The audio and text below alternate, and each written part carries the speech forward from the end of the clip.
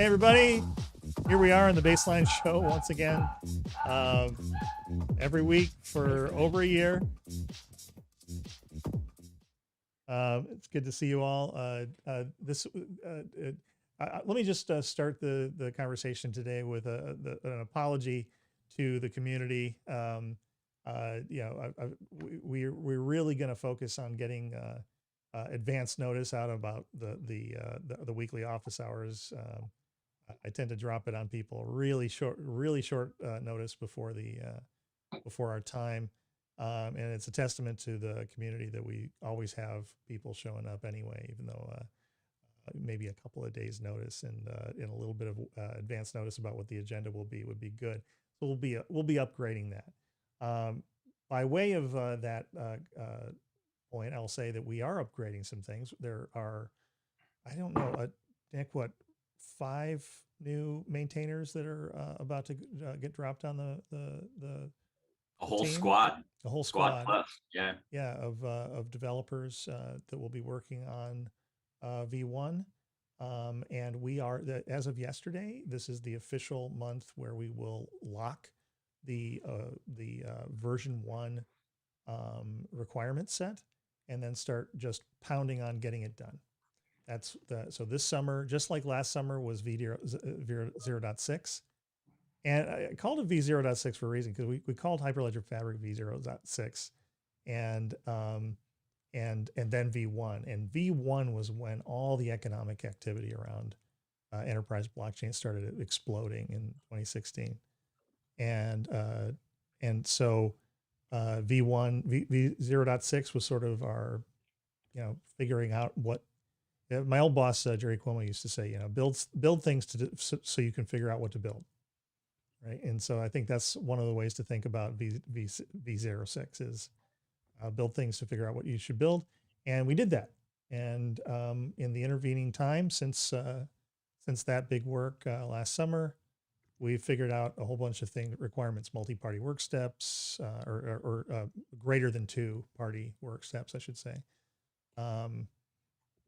Great language, and I really commend Andreas Freund and Anaiso Frank for Anaiso Frank, the the leader of the standards team, and Andreas, who has just been such a huge workforce tapping in on writing hard standards to write. Not everybody can write these things, and you've done a great job.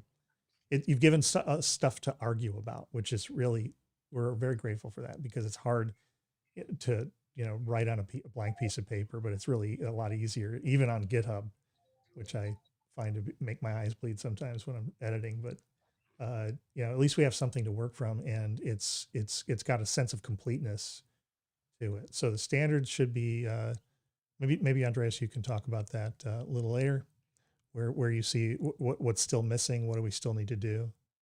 And so in the coming weeks, we'll be having a series of smaller group meetings to lock in the actual development work required. I'm also hearing about some really interesting open stuff that companies have been working on that they want to open source into the code base. And tons of really big announcements coming. And none of them, I almost canceled this today, but we've never canceled one because there's so many big announcements, and I didn't want to come on here and say, oh, there's big announcements, but none today, because that's just no fun. But big announcements. That said, we can talk today about one thing. Samrat Kishore and team in India are standing up a baseline protocol, our first sort of local chapter, something that is usually a sign of maturing community. Samrat, would you like to say hi and talk about it?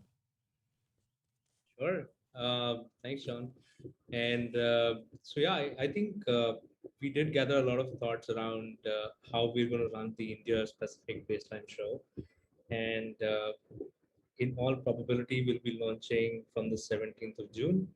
And we're going to keep it the next day from this one, so that we're also able to share the updates, the most recent updates from this show onto that one. So we're going to keep it Thursday. We're going to start with fortnightly shows. so that we gather the right traction, we get the right interest, we have enough meat on the bone for people to be stuck to the show for some time. And then what we're also going to do is we're also going to. So I think we've got some great sponsors in India here, right? So those sponsors have shown a lot of interest in showcasing their projects. What are their investments in terms of baselining, and what are the teams they've put together? So they are hopping on the board pretty fast, and yeah, I think what will be exciting to see is which are the Indian projects which are going to qualify. We're sort of going to qualify them and then come here and present uh, on the bigger baseline show. So I think I'm very excited. I think Viswashree could make it today, but I think yeah, we had a brief chat, and yeah, we're both very excited to run this. Right on, Sam. Right. I'm hearing online once again that volumes might be low. Somebody want to double check Okay. that? No, I think it would be my problem. Okay. Can anybody double check that, please? But yeah, so Samar, keep on. Yeah, so let's talk about it. So what do you think the big topics are there? And by the way, I'm going to guess that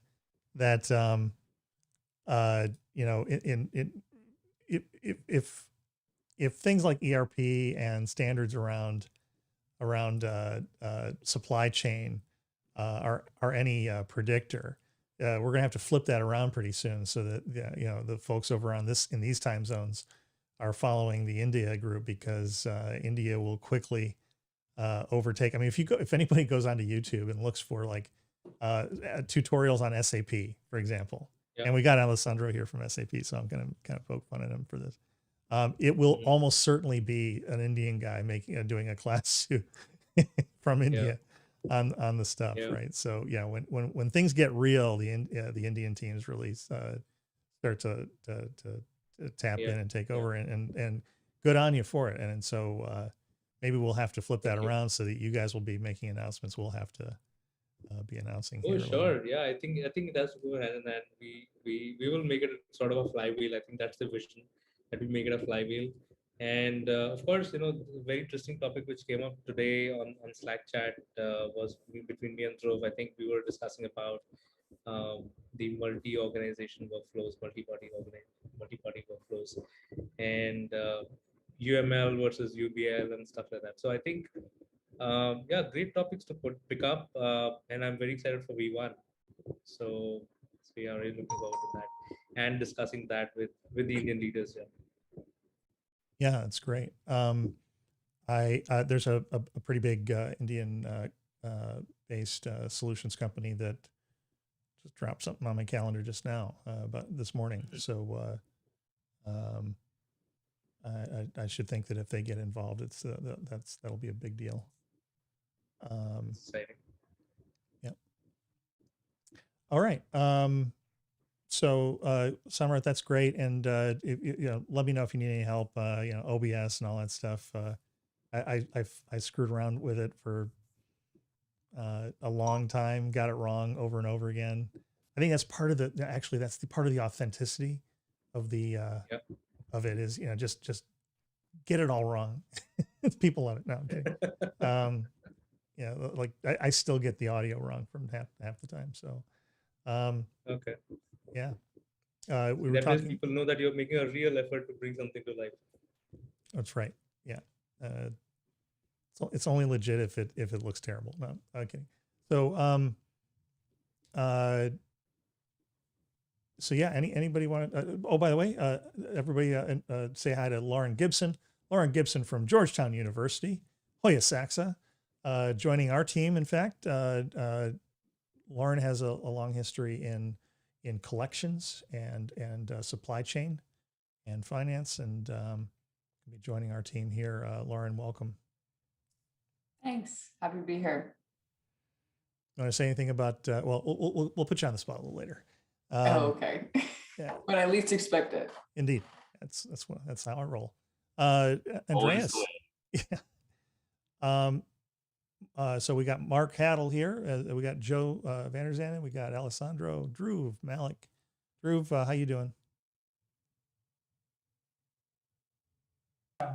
Hi, John. Perfect.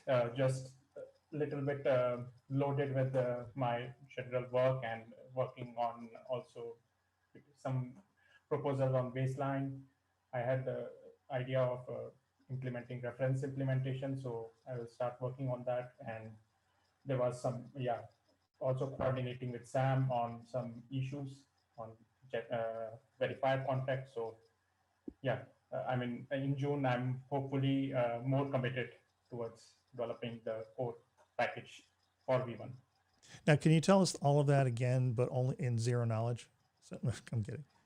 So- Yeah, so primarily, I will, yeah, no, I'm kidding. I'm kidding. working more on issues first, and then hopefully applying for a grant if I want to implement a reference implementation. Outstanding. There's, I think some folks might want to might be interested in talking with you about ways of doing both zero knowledge and attestations around various kinds of information that ought to go into a baseline event, verified credentials, and their relationship. So I think there's some interesting things, opportunities for folks with your skills. Sure, I will be happy to have one-to-one meeting or explain using diagrams, workflows. Yeah, I was in a meeting earlier today where this was an important part of the conversation. Thanks. Speaking of which, Andreas, would you like to kind of go through the standards? Like where are we at with the standards doc? Maybe while you're describing, I can bring up the link to the standards repo. But how do you feel about it? Where do you think where does it still need to go? What's still being done? What's the report? So so quick status update. We have we're still missing an intro section. Big thing. But I think I actually would like to write that last. Because once you have the full picture, then you can actually write an introduction about the picture. The picture is still still emerging a little bit.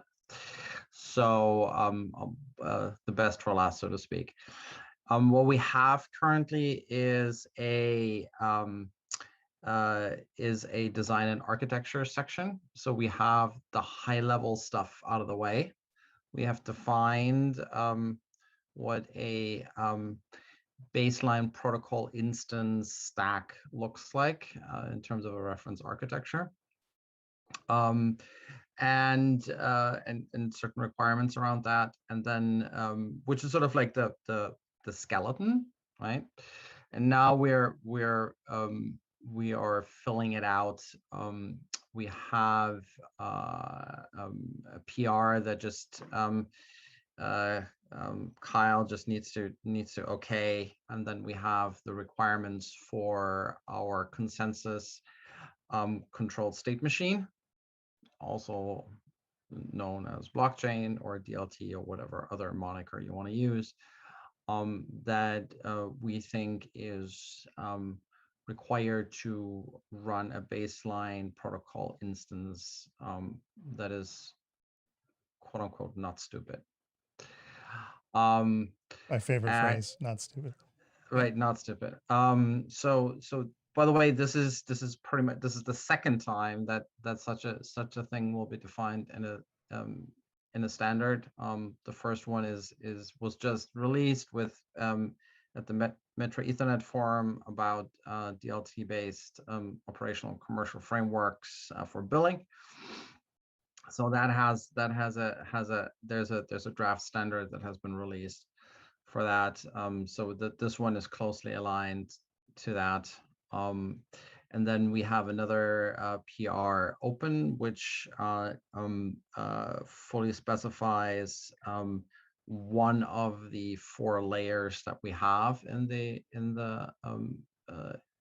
the stack, which is the actual processing layer, which is kind of like the heart of the whole matter. And that is hopefully going to get merged sometime. We'll have a discussion on Thursday. So if you want to talk about, how to do, deterministic state transition using zero knowledge proofs, please come and join the Thursday standard meeting at 8 a.m. Pacific, 4 p.m. Greenwich Standard Time, or wherever you are on this beautiful planet, hopefully at a reasonable hour. Speaking of which, so Samrat, that would be one thing that, if you guys get the steam up in India, we can add another time for those meetings going forward. So what needs to be done? So that's sort of like done. So what needs to be done are the other pieces of the stack. The other 3 layers need to be described more, specified out. What I'm currently working on is the section on sort of like a prerequisite section around identifiers, identity. Which branch are you in? That where if people are looking to follow along? The branch on the processing one is the processing layer or agreement execution. Got it. Branch. That's the latest one. I'm currently writing up. This is not a PR yet. The PR around identifiers, identity credentials. That it's like that sort of thing and then it the subsequent one will be around the BPI abstraction layer. So around that's where what Kyle's working on with the API specification will be complementary to that, and then we'll write a section about the middleware, middleware layer with the management of your templates for workflows and work steps, your account management, and your messaging. Messaging is always fun. And then the last bit is going to be the DLT abstraction layer that is going to be specified, such that we have the stack done, fully specified out. So there are 3 more larger things that need to be put in, 4 more things, right, that need to be put in place, hopefully by the end of July at the very latest. This will be done. That's pretty cool. This is the baseline show, right? Office hours. So folks can ask about, but yeah, tune in to find out what the juicy bits are and also what they need to know about getting involved.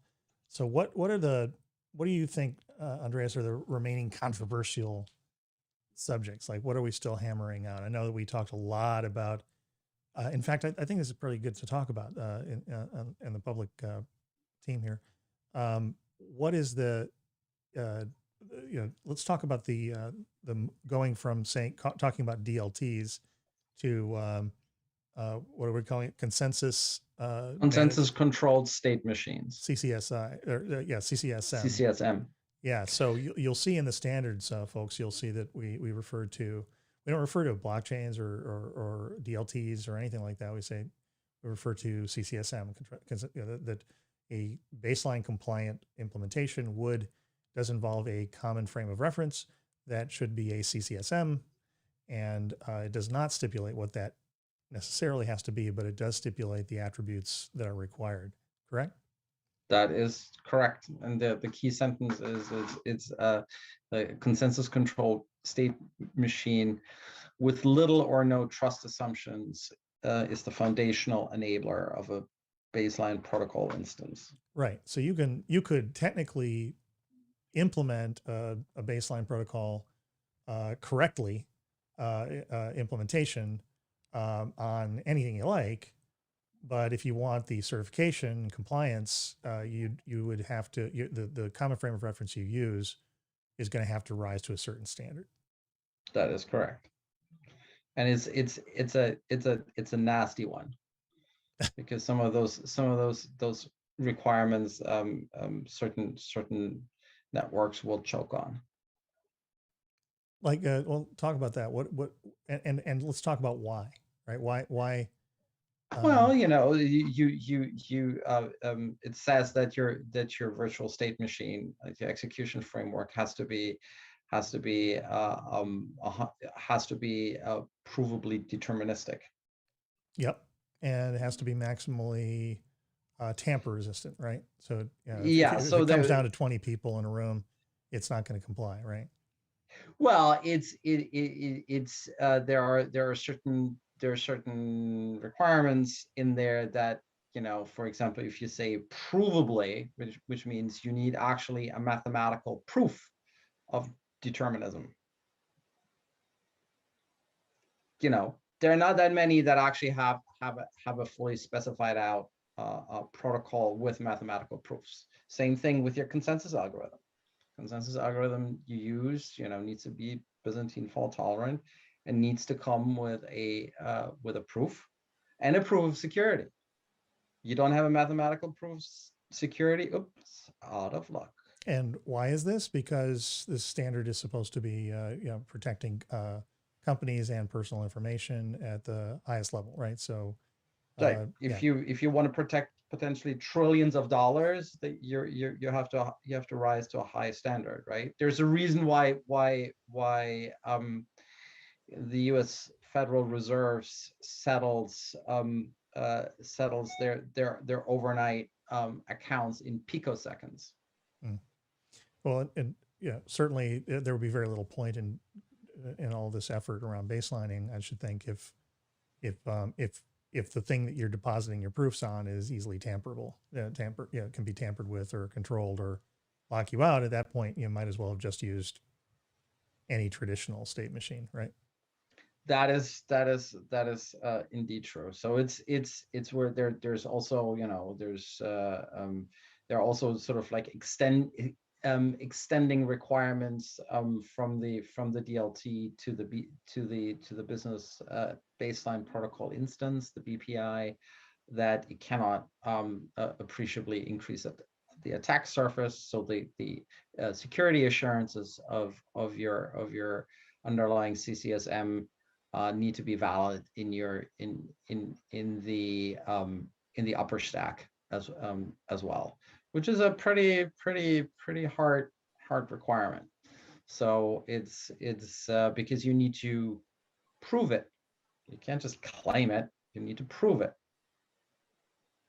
So Turing complete machines need not apply? Turing complete machines need not apply. Because it has to remain deterministic. Yup. Has to complete or abort in finite time. Right on. I see that, maybe somebody can comment. Daniel Conan says, in it for the tech, but when Lambo, I don't know what Lambo are we specifying in the specification? Does The it red have to be a one. red Lambo? Okay, yeah, it's not compliant unless there's a red Lambo. It has to come with a red Lambo. Yeah, as okay. an NFT. A red NFT Lambo. Okay, so Yep, that's required in the protocol setup. I should think that would be where you'd have to do that. In the protocol setup. That's a stake that everybody has to put in. You have to stake a red NFT Lambo in order to initiate the business. Yeah. All right. That was all a joke, everybody, just in case anybody's missing the joke. Baseline doesn't involve tokens, doesn't have its own token, et cetera, et cetera. Hey, Tyler, have you been on before? Have we introduced you? I don't want to give you a short shift. Yeah, I hadn't officially joined, so you can give me a quick introduction. Hey, everybody, Tyler McBride, our newest member of our team here at Consensus. Also, a new member of the baseline. Actually, truth be told, Tyler is one of the original folks on the baseline protocol. He was a project manager when we were working hard in 2019 with Ernst & Young and others. And welcome to the team, Tyler. It's good to have you here. Thank you. I'm very happy to officially be here now. So it's great. All right. Hey, Nick, what's going on your side of things? Anything to report? No, just multitasking away. Love the fact that we're able to come together every week and kind of take the pulse of the community. And it's nice to see, the work, happening. I know that if you look at the statistics and things like that, it looks like we've taken our foot off the gas or we're coasting a little bit into summer. But from what I see coming in, it's really just a precursor to stomping on the gas with both feet. So Yeah. you don't see a lot of the stuff that happens in the standards meeting because it's behind closed doors, but you see it on the public. Anyway, it's really exciting. And the companies that keep coming into it, of course, Alessandro and the SAP team, the Splunk team, the Accenture team, everyone getting involved is just, it's fun. And the energy is still very high. I love it. Yeah, I think the energy is transferred a lot to commercial work, and that's I think the while like there are certain if you go to the GitHub repo, I do this every week, you'll see the certain numbers tapering off, certain numbers going way up, like contributors are going up, and clones of going like spiked a couple of weeks ago, like spiked big, and are now still normalizing, but well above where they were, and that tends to say that people are using it for stuff and not talking about it. So I'd encourage anybody out there, companies that are working with this approach, you do what Coca-Cola did, do what ServiceNow did, and come out and talk about your work ahead of time. There is a way to do that. You can say, hey, this is, we're working on this. You don't have to make any promises about your products and that sort of thing. I know it's scary. I've been an enterprise person, but really, I think that was very brave of those companies, and I think that other companies should be doing that as well. It helps with the company that's trying to evaluate it to know that you're doing something around it. So we know you're out there because we can see the evidence of it. And unfortunately, I think several of us on this call are involved in a bunch of those things, and so we'll have to get them all to start to come out there. And Semrad, I think that one of the things on your show that you're going to want to, and in your just regular community meetings, maybe we can work together to plan out and improve, educational content on the show, and also just to, I'm going to bet that you're going to get a lot more people than we have lately actually asking, hey, how do I do this? How do I do that? Yep. Because that's what happens. The Indian chapter, right? Guys get to work. They're like, hey, I'm trying to do this. I can't. What's wrong? What's going wrong? And that's what the office hours were intended to do, right? So Okay. I think there was a discussion which came up few meetings back when we were thinking of launching a course. Oh, what happened to that? yeah, Beena Ramamurthy is doing a bunch of stuff on that. She's over at University of Buffalo. If you go to her course on Coursera about blockchain, I think it's over 300,000 people have taken that course. It's crazy. She's awesome. She's active in the Baseline community. And thanks for reminding me. I'll ask her where she's at with that and some other things. Let me quickly remind everybody, there's $100,000 out there ready to be earned by anybody that wants to get involved and do a grant project around baselining. The Ethereum Foundation was gracious enough to give us $100,000 in cash money to incentivize R&D and enablement work. That means like documentation, content, website content, enablement materials. So whether you're a developer or an engineering team or somebody that wants to help out on the enablement side so that people can sell baseline oriented services and products, jump on in and go to baseline-protocol.org, and you'll see right there the link to make a grant proposal, and we will consider it within a week or so and get you going. We're also looking at, I think we should probably be looking at a hackathon midsummer, using with our friends at Gitcoin. as we get into the V1 work, right, on things that are really hard, things like multi-party work steps and others. Hey, Boris, how's your project going? We're doing pretty good. We completed a few circuits. We are in testing mode now, kind of getting our test cases cleaned up, and I think we are trying to take thinking through the logic. How would actually a financial business, how would they build that specific circuit?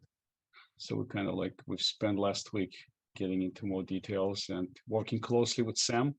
We were asking him to help us out with automating some of the testing using Postman. I think that's what he recommended using. So we're making good progress. Not as fast as I would like to see it, but we're making good progress. Well, tell us about that. What's slowing you down? I mean, is there anything about the way that things are in the protocol right now? I think a lot of it is the bandwidth, because we all have pretty much full-time jobs. One of them is a college student, but he's full-time in college so far. So it's the bandwidth. If I or anyone could spend full-time working on it, during the day, would move faster probably. Yeah. Okay. That makes sense. That's kind of one of the things. But and zero knowledge is, now it's a bit. There was not a lot available. If you Google for any questions or anything, it's kind of, you have to rely on existing documentation and try things out, and basically it's quite a bit of is trying and seeing if it works or it doesn't. Try this, try that. I really. Hey, did you hear the news? Clause, a company that is run by a guy I think a lot of, Dan Selman, came out of IBM around the same time I did, and they created a company around blockchain based smart contract enabled legal agreements. And then they pivot, and then they got a big strategic investor, DocuSign, and then DocuSign just bought them straight up. And regardless of what they're using in their internal system, whether it's blockchain or not, it's kind of not important. What's important is they're generating these DSLs of rules coming off of human readable legal language that you can DocuSign click, right? So imagine in a baseline process, you click the DocuSign.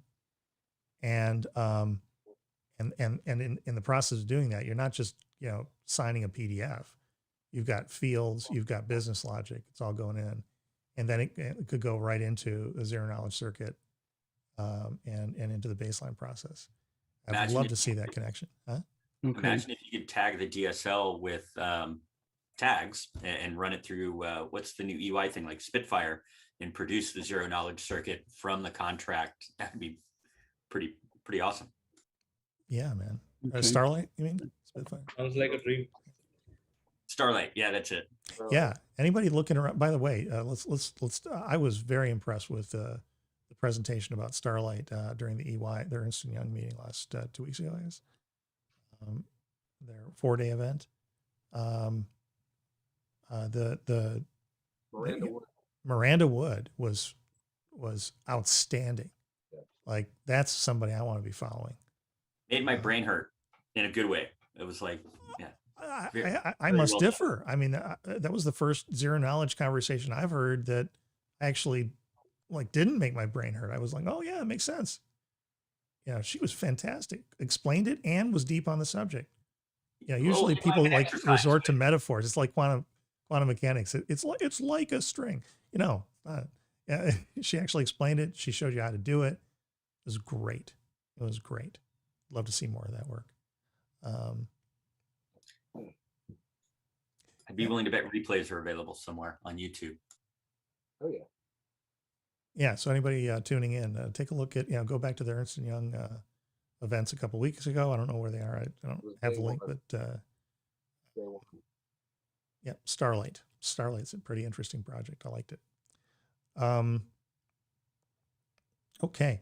Well, it's 12:40, and I think Lauren, let's give you the last word. What do you? You're new to all this. What What do you have to say about all this baselining nonsense?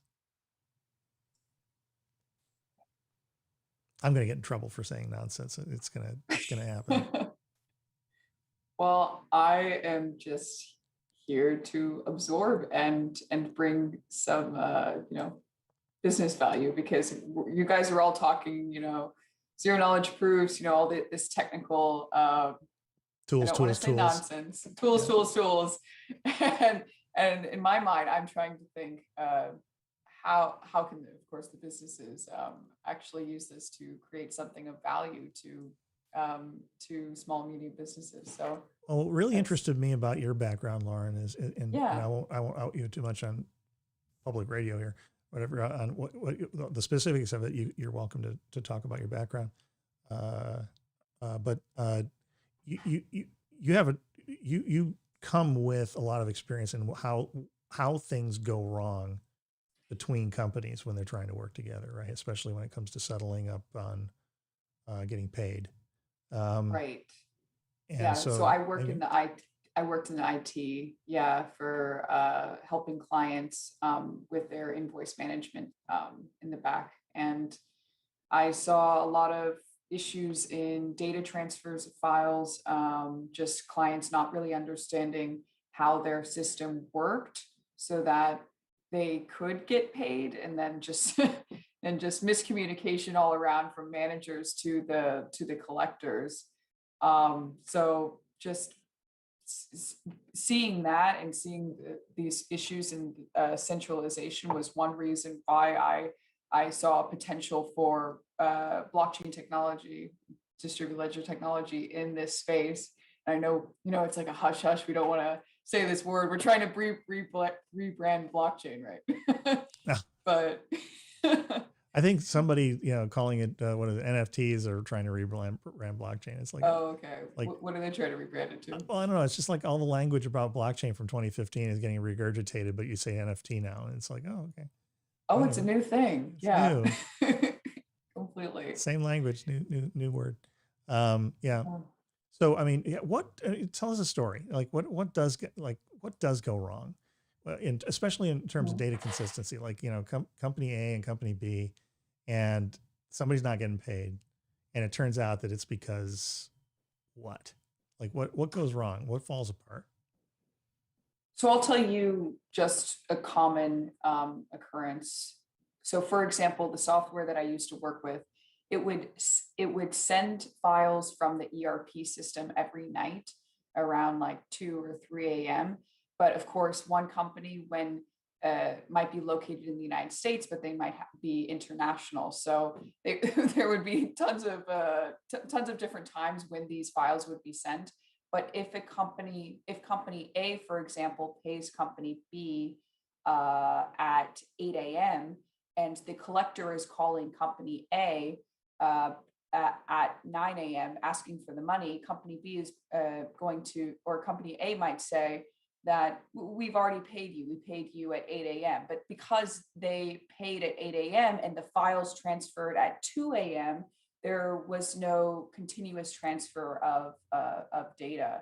So they would, of course, raise a ticket in the accounts receivable software that I worked in, and they would say that, oh, this didn't get sent, and we would have to explain the process again and again. Oh, it's because you have to wait for the next day. You have to wait for the files to transfer at 2 a.m. at this specific time. And if there was anything wrong in that, every morning there would be problems with data transfer. That was just a huge issue. For So example, that's also a timing problem. yeah, there's a timing problem there, and because that would happen at one specific time. And if it's an international client, and their files are being sent, let's say at 2 a.m., but they're 2 a.m. Eastern time, but let's say their collectors are located in India, for example, which is very common, and they might be working at 2 a.m. So sometimes we would have to, as the IT people, client services consultants, we would have to tell the clients that well, your collectors actually need to stop working between this and this time frame so that the files could be transferred correctly, or else they would be locked out of the system, and then they would have to contact us, and we would have to go into the back end, utilize SQL, reset their password. Oh, boy. It could be a mess. Hey, Nick. I have a real Yeah. world example that I've been fighting with for 6 months now. Okay. I'm My going to wife and pay I- you, Nick. I'm sorry. I told you I'm going to pay. No, it has nothing to do with that, John. On the contrary, my wife and I have a great working relationship. We're a team, right? I make the money, she spends it. So she pays all of our bills, and we are members at John Muir Health, right? And they're great doctors and great facilities and all of that. However, their billing department is a mess. So you get bills in the mail. And my wife does all electronic banking through Bank of America, right? We have no problems with that, right? You put in the dates you want the stuff sent, they send checks, everything, you put the account numbers in, everything's great. Except for the fact that when we send an electronic check from Bank of America to John Muir, they can't track it on the John Muir side. We've had 3 instances in the last 6 months where we've had to send them the bank documentation and they're like, oh yeah, we received the money, but we just didn't connect it to your account because it didn't come in the way that we expected it to. And it's gone so far that the first one that started 6 months ago, and now keep in mind, we've got 3 of these in process, right? They sent it to collections and we already paid the freaking thing 6 months ago. And I'm like, and it's unbelievable. But that is something that could be baselined. And I don't know, John Muir probably isn't motivated to do that because a lot of people probably just pay those things over and over and over again. And who knows how much money they're making. But anyway. Yeah, and sometimes you could pay one person and a collector could have their own Excel spreadsheet to document all this information when they should be utilizing some place where everyone, of course, could see the data. So it could be trustworthy. I think it really makes the case for the business logic component and standardizing on that, right? Because it's not unlike, Nick, and Tyler, you'll remember this, the project we did at EY around the timing and sequencing of purchase orders using the baseline proof, right? And the zero knowledge circuit, right? That was probably the most sophisticated circuit we've come up with, which is a little frustrating. I'd like to see more. Drew, this falls to you guys and Boris. And maybe things like clause, right, where we have better tools for constructing these circuits. Right now we're in the infancy of that stuff, but it wouldn't be nice to be able to enforce that sequencing. I mean, Lauren brings up a different vector on the problem. It's not about data consistency; it's about timing, and saying and having business logic that says I'm not going to do a thing until I get this thing, and that thing isn't in yet, right? You can, Yeah. That's right. And so you can enforce correctness on that. You can say, I can't fire this function off. I can't go to the next work step until this parameter has come in and we've processed this thing. Right. In which case you're not even getting the work step yet. Right. Because not everything has come in. Right. Mm-hmm. And if the collector is wanting to work in the software, they are actually shut out of the system completely.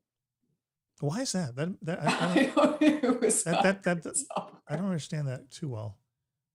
Why would they be shut out if they got in too early, the collection isn't in, or right, because if they start working on the invoices before during the time that the new invoices are coming in, they might be working on old data that might say that actually this invoice was already paid. So a collector who might be trying to go through this collections workflow, trying to email this client to follow up with them to get follow up with them to get an invoice paid.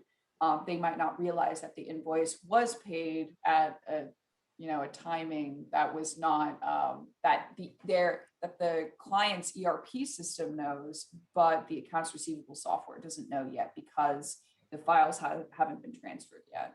Okay, I think I get that, but why would the operator be shut out of the system for getting in at the wrong time? Is that like a rule that was in there? Like, if you do this, I'm going to lock you out? Yeah, it's all I know is that during the timing of the data, the data transfer files, it would throw an error, and the error would kind of like doing putting your password in too many times and getting locked out. The that sort of system thing. is down for maintenance between the hours of 2 Yeah. a.m. and 4 a.m. It doesn't even say that, actually. The software Time just zone said will error vary. 500. Always just be error 500. Well, and speaking of that, my system is about to go down for maintenance. I need some lunch. So it's good to see everybody. Samurai, very I feel like this is the spin-off episode of some sitcom or something. So I'm feeling that too. Thanks for all the support. all right. But a well, lot more we took enjoyable you than the on the- Friends reunion. Oh, I couldn't even sit through it. Yeah. All right. Painful. Good luck, everybody, and Godspeed. Keep on baselining, and we'll go out on my favorite tunes. Thank you. Thank you.